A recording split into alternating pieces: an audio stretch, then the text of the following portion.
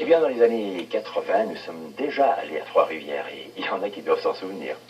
Monsieur Leblanc, j'aimerais savoir si vous connaissez, ou si Mme Cricket connaît, quelle est la personne à Trois-Rivières qui pousse les gens à s'habiller si mal.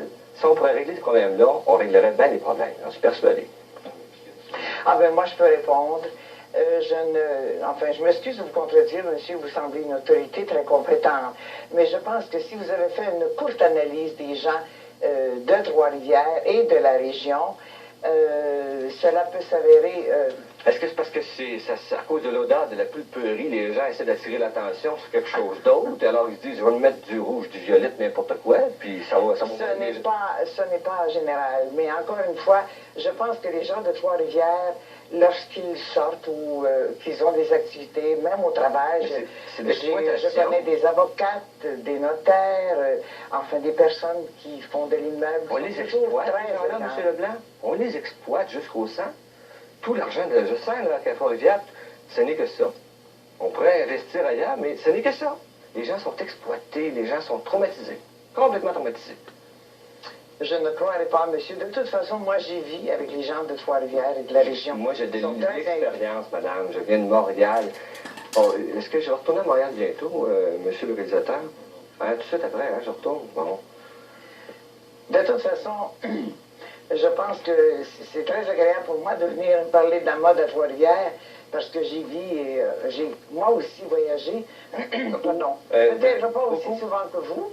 Mais... Vous n'êtes pas venu à Montréal ça fait longtemps que vous êtes venu à Montréal. Non, j'y vais très souvent, en moyenne une fois par mois. Et je pense que tout le monde que nous côtoyons, en général, Madame Cricket, M. Leblanc, c'est passé. Quelqu'un qui s'occupe de la mode, c'est pas sérieux. Et vous, est-ce que vous venez à Trois-Rivières tous les mois? Madame, je m'occupe des grands centres.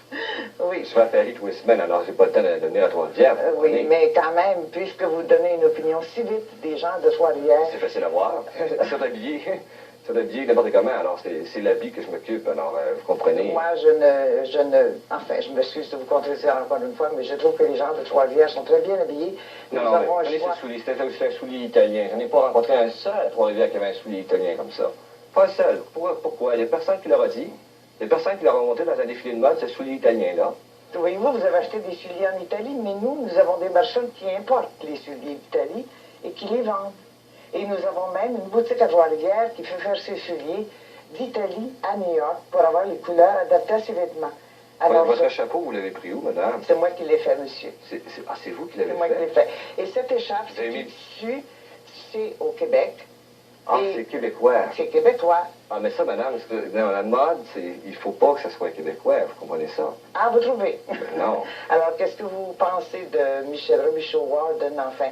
Et je dirais que... Ouais, ils sont dépassés, justement. Je comprends, mais je comprends beaucoup de choses maintenant, là. Je comprends si pour vous, ce sont des modèles, bien, alors à ce moment-là, je comprends tout, moi, M. Leblanc. J'ai au moins 60 personnes qui pourraient vous épater, monsieur, dans un défilé de mode. Mais moi, madame, vous m'avez épaté parce que vous êtes une personne épatante pour passer aux insolences d'une caméra.